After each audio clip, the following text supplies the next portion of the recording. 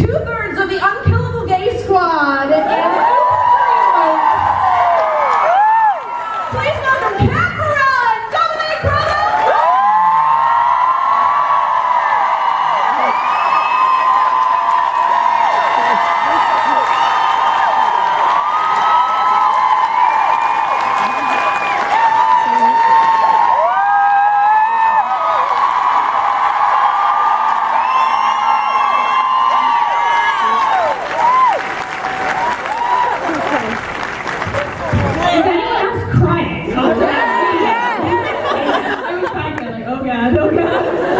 They were so cute. They were like huddled together over the screen watching. It's like amazing to see the journey, like from the beginning like that. It's been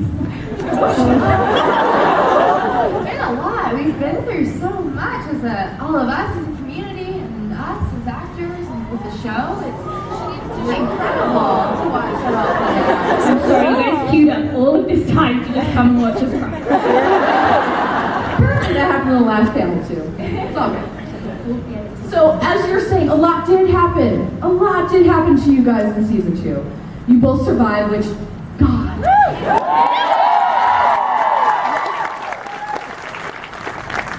The relationship between Waverly and Nicole, it was really put to the test. Let's admit it. And I was nervous in hell at times. I don't know about anybody else. But you always found a way back to each other. Why do you think that is? Have you seen him?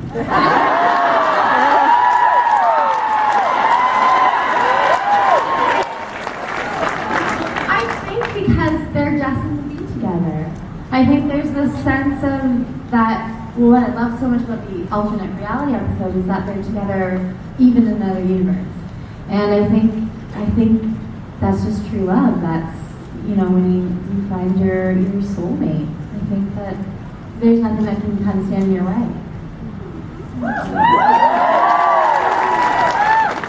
So it's really interesting that you brought that one up. Because Winona Earp gets compared to Buffy a lot, and we've all heard it, we've all probably said it. And I'm curious, were either of you fans of Buffy? We always get like shamed. I did watch Buffy. Yeah. I did, but oh god. We're both in the same boat, so they're gonna attack us. We're both right. I also had watched a few episodes, but wasn't entrenched in Buffy. So I knew the show, I knew the characters, but I haven't seen every single episode. Yeah. Well, there's a very famous episode called Tabula Rasa. Yeah. And the episode where everything gets reset when Winona disappears. And it's very, I mean, you guys got Tabula Rasa feels from that episode, right? Yeah. All right. How was it to have your characters take this journey of falling in love with each other all over again in a completely different way? We were like, oh my god, when there was that slow motion walking in. It would be like pickles or whatever. But that's so fun, and it was actually really difficult because that scene was shot. It was the first scene. I think I'm right in saying, of that block. So we shoot 2 episodes at a time. I'm sure you know this, and I'm probably repeating myself, but we shoot 2 episodes at a time, and then we have. And then we go to the next 2 episodes. So we're prepping the 2 episodes whilst we're shooting. You know what I mean. So we're shooting out of order, essentially. She's gonna do it. Yeah. But then so it was a lot to get our heads around because we basically had to reset all of the backstory of what happened in that universe to get us to that point overnight, and then shoot that scene the next morning. And so it was I found it really tricky because I was how much of this is. How much of a connection do they have? And we had to really find it together in that one scene. And luckily we had Paolo, our amazing director, who really guided us in that. But when we're looking back, it's kind of a special scene because you have that element of there is something underneath, but it's totally different. And you have to find what that meant for them in that instance. Which I love that episode. It was great. At this point, the two of you have become very educated and have been very compassionate about what this show means to the LGBT community. And to have a couple like Wayhaught is still a really big deal to us, right?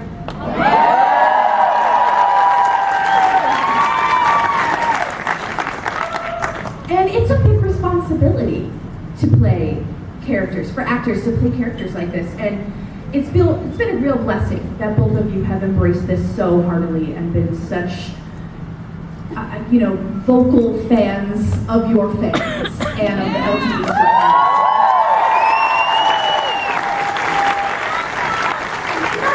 But your entire cast and Emily and everyone involved. It's been phenomenal. So it's almost like making up for years of negligence and apathy that came before you. That's a lot. What does that mean to you? Like, what does that responsibility mean to you? They're consulting. How cute. Sorry. All right. I'll go. Okay. I mean, it means, first of all, and I've kind of touched on this before, but as an actor, you don't always get to see the fruits of your labor, if you will. Because you go into acting because you want to affect people, and you want to help them feel something in some way. And so to actually get to engage and see people face to face and hear stories about how the show has affected their lives or helped them or changed things, and it's so overwhelmingly positive. As someone just doing the craft, it's extremely gratifying to think, oh, someone's appreciating the work. I'm not just acting into this black hole. So there's that. But then I think it's also, I feel extremely honored, and I've also said this before, I just feel so grateful to be a part of this. I don't feel like singular, and I just feel like a piece of this massive puzzle. I mean, look at this convention. We came here last year and it was half the size in a year. And that was the first year, and I just think, I feel like we're all part of a change. And I really feel, even looking at media this year, things are better. And we talked about this at a nice breakfast we had this morning with some fans, and I really feel like things are changing, and I feel just like we're a part of a really special time in history, and I feel very grateful to be here to experience it.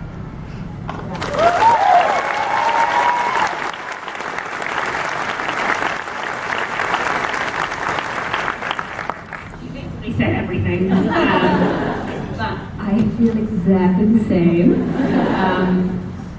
For me, I think as an actor, it's the same thing as you. This is really like, I was kind of waiting for this job, because the one part of the industry that I struggle with sometimes is that you don't have control over the stories that you're telling. And that's the one thing I've wanted since I was a child, was to make positive change in whatever way that was. So this kind of fell into my lap and felt so right. And the fact that we're here today, in a room that it's not really about me, Dominique, and Kat Burrell. It's about something bigger than that. It's about representation that you guys deserve, and that is so exciting to me. It means more than anything. Yeah.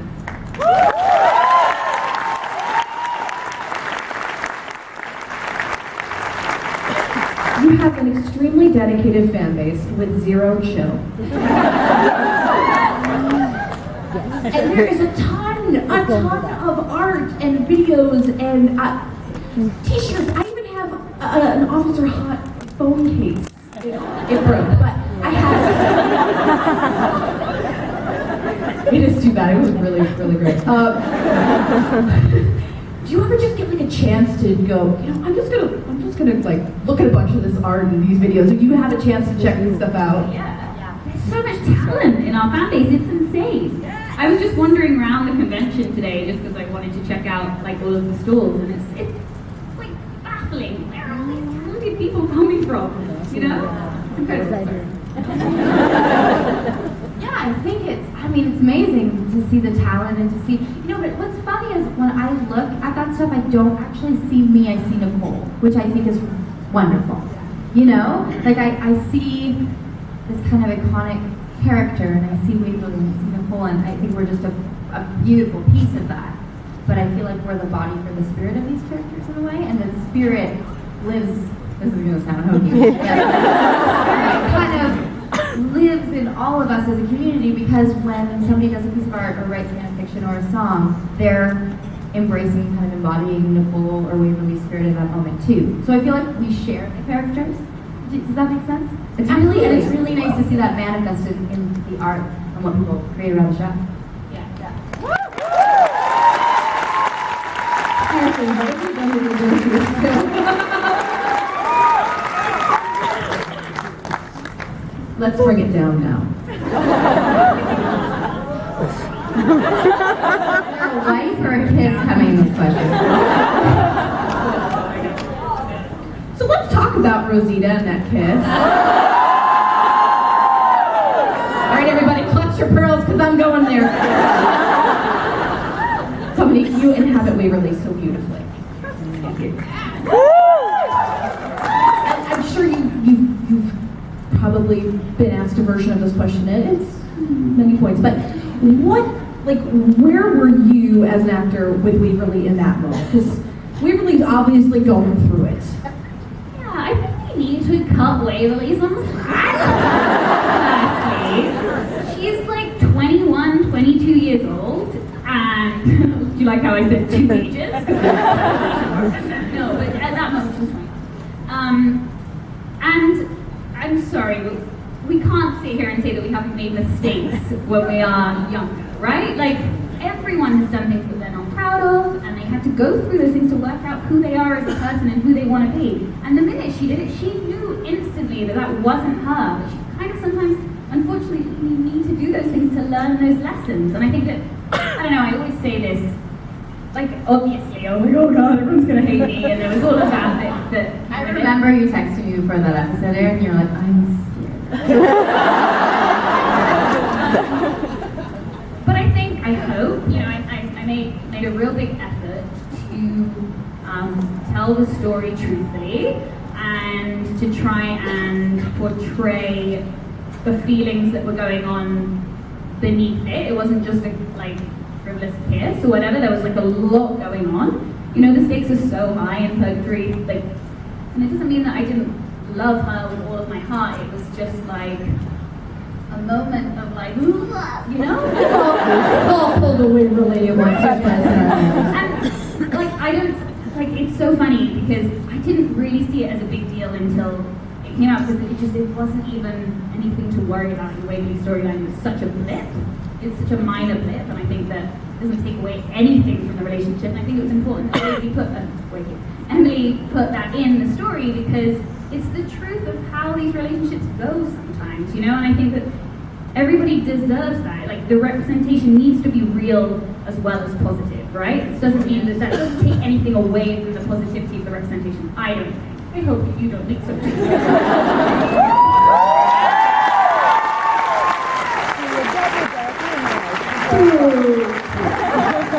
I'm sure everyone experienced a slight moment of panic in that scene, just because, track record-wise, we haven't had the best experiences throughout history and with LGBT characters, but Winona Earp loves to turn those tropes on their heads, and so we really had nothing to worry about, and all it did was make this all better, right? Well, Kat. She's got a wife.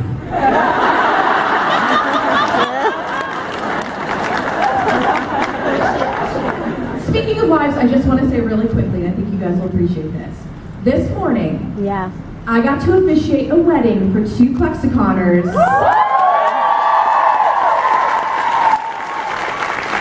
They've been together for 24 years. And they're Australian, okay? And finally have the right to get married. So,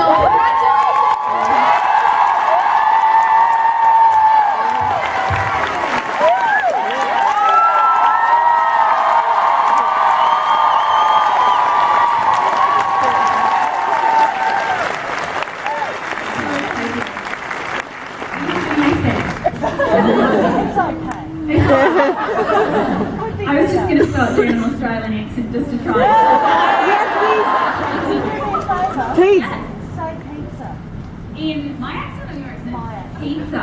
I can do it very well. Anyway, all right, back to Kat. Speaking of marriages, We got to see a lot more of Officer Hot this season. New haircut, new uniform, new tune. And we got to see a lot of Hot outside of her relationship with Waverly. which is pretty much any fan's dream when it comes to queer characters, right? In relationships, especially. Now, we know that Haught has more up her sleeve than she's willing to show, like a wife. And also that secret look she exchanged with dolls, which frankly terrifies me. What were some of your favorite things about playing Haught in season 2? Because, you really had a much, bolder place in the family. Yeah.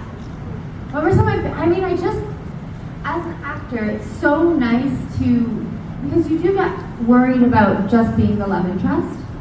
And it's fun, but after a while you think oh my gosh, you get bored. You get bored.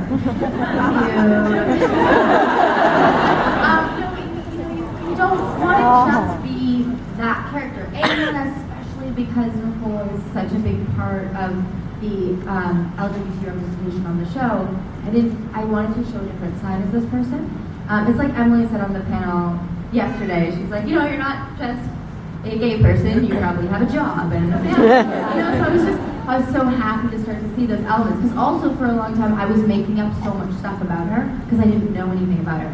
And then this season, I remember something's really happened in season 3, but I remember on episode 2 I got the script and I went home and I for 4 hours just stream of conscious rewrote Nicole's entire backstory. So everything I had made up, most of it was wrong. That's great. But I really enjoyed, I love the professional elements of it. I really love playing a cop and I've enjoyed learning so much about what that profession entails and when it needs to do that job and how hard it is. And it's fun to explore another person. That's why I wanted to be an actor, because I didn't know what I wanted to be. So I wanted to be all of things. And it's so nice to see that element and to see someone striving for advancement in their career and unapologetically, especially as a female, working her way up. I think this is something really good. It's got to be. You're going to see a lot of Kat this season.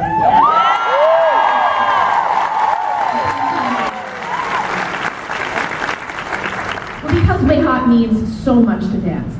And this is very much a fan panel. I want this very much to feel like you're in it, you know what I mean? I really want to showcase your questions, and I do have a few questions from fans that I gathered on social media before. So before we turn it over to the audience here, I do have a couple of those. All these sheets are in plastic sleeves. Very fancy up here. I tried. All right. So this is from Kit. What have you found to be personally the biggest impact or eye opener that you've had so far in your time on the show?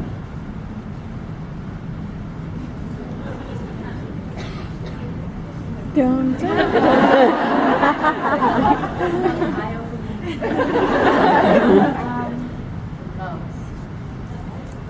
I would naively say perhaps how horribly lacking the representation was of queer characters. I didn't realize how bad it was. So that was eye-opening. But also, what I really love too is meeting fans who are older and didn't have that representation at all growing up, and how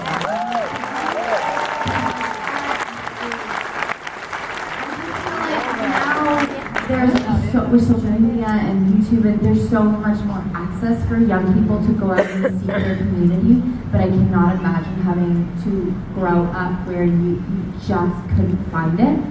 So for me, I just think it would be so hard. It was.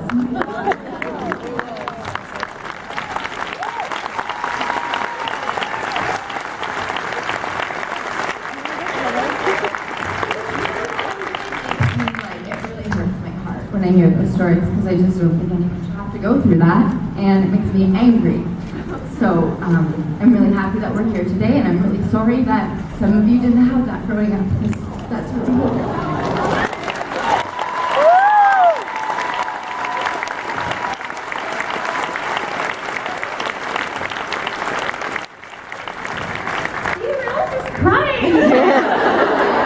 I have a lot of mascara on, so I'm really trying not to. You want me to answer too? No, I think for me it was Clexacon last year. That was when I really realized the impact of this relationship and the depth of what it means to people. Much of what Kat was saying, to be honest with you. This whole experience has like completely opened my eyes. I was very fortunate to come from a background that probably, like so many of my mum's friends are gay, and I was brought up around, you know, a very inclusive community of people that like were so willing to educate the right things. And I didn't realize, like you say, how underrepresented, especially in North America, I would say.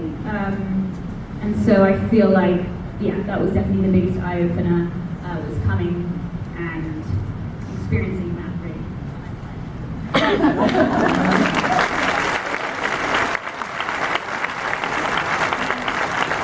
I think we should end things there because I mean it's so beautiful. Okay, no, just kidding. This question is from Joe, aka Flailer of Scott. If Waverly and Nicole had a choice to go anywhere for a short break, where would they go and why? Because I mean, sometimes you need a break from purgatory, you know. And now we know that you can actually cross the line. Cross the line. What do you think? It would have to be somewhere where we do lots of like adventure. Yes. Right? Yeah, I think we're super into like somewhere warm, hiking, outdoorsy stuff. Yeah. I feel like Brazil or you know? I think that would satisfy both of them. Like a carnival type thing with us hiking. Where's Emily? Right? Speaking of travel, when you are not in the frozen tundra of Alberta, you have been doing quite a bit of traveling yourselves.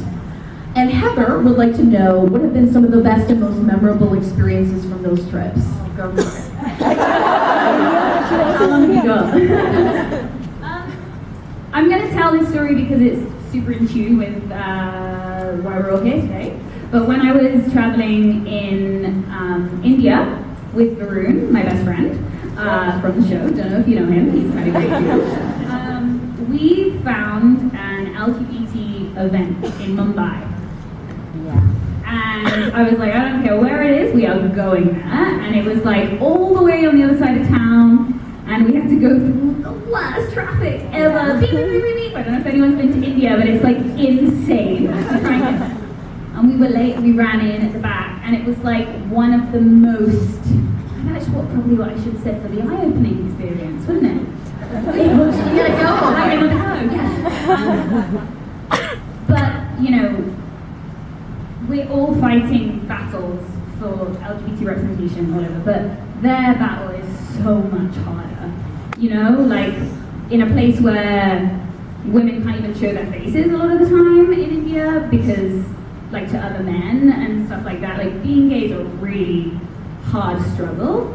And yet there was this amazing evening where, oh my god, it was celebrated in a way that was so exciting. It gives me tingles just thinking about it. The show was incredible, and we were sat at the back just like having the best time ever. Like, it was such a magical experience being in India anyway. It's got such a big place in my heart.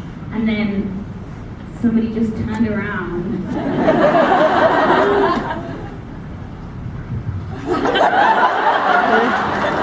And I was just like,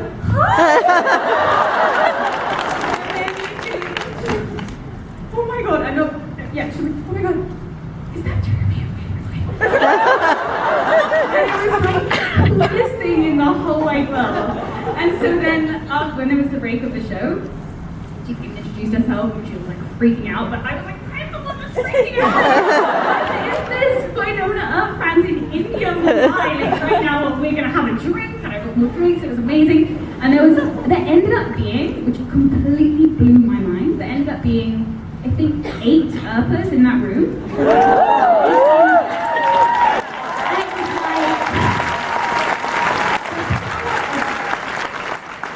blew my mind. I was like, that is the most incredible thing. And then we talked all night about, you know, there was one of them, the ladies who's a lesbian, who's working in TV, and she's just desperately trying to even have like forget about storylines, gay storylines, but like have female storylines, and then she's going to try and like slip a script in where there might be a gay relationship. You know, these are like incredible people that are fighting like such huge battles. It was so inspiring. I'm talking way too much. I love it. Yeah, it was so inspiring to see everyone in that room that's like, you know, all congregating to make positive change. And I think that's hugely where my like new project Start the Wave came from, because I felt like, my goodness, we need to bring awareness to, you know, even different places in the world that are fighting different battles that you may not be aware of, right?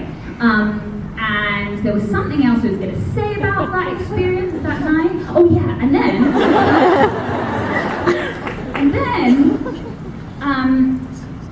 this beautiful woman was talking about like, so Varun went to the toilet. Oh, I had to tell you that. But then she's like, and not only that, but having Varun, who plays a gay character who's Indian on the show, and she burst out crying. She was like, that means more to me than you will ever know. And I was like, you have to tell him this, because it's important for him to hear it. And I don't know if you ever saw that post that Varun did about like really fully understanding like the fact where like his roots are and embracing that and all of that. But that is also what our show does so well, right? So anyway, she told this story to Varun, and it was a huge shift in his understanding, and then going forward playing a gay character and embracing the fact that he's a person of color, playing so much positivity in that representation, and I think that solidified it for him. So that was a really special moment to witness. Yeah.